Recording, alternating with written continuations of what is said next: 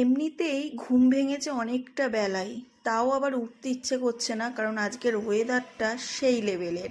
যাই হোক, অনেকটা বেলা করে উঠে ব্রাশ করে নিলাম। তারপরে আজকে বানাবো সজনে ডাঁটার সবজি।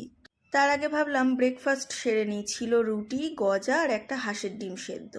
খাওয়ার শেষে আমি ঘরটা ঝাড় দিয়ে নিলাম। তারপরে এখন বানাচ্ছি হচ্ছে সেই সজনে ডাঁটাটা, একদম সিম্পল। কাজকর্ম সমস্ত কমপ্লিট হয়ে গেছে, দেখতে পাচ্ছ আমি স্নানও করে নিয়েছি। তারপরে দিয়ে নেব এখন পুজো। আর আজকে দিয়েছিলাম খেজুর, কারণ পরে এটা তো আমিই খাবো। আর আজকের লাঞ্চটা সিম্পল ছিল, কারণ আজকে তো ডাটা চচ্চড়ি করেছিলাম আর আগের দিনের মেটে কষাটা ছিল, সেটা দিয়েই জমিয়ে দুজনে মিলে খাওয়া দাওয়া করছিলাম।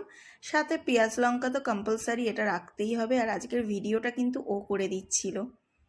তো আজকের মিনি ব্লগটা এতটুকুই, দেখা হচ্ছে কালকে আর একটা মিনি ব্লগে।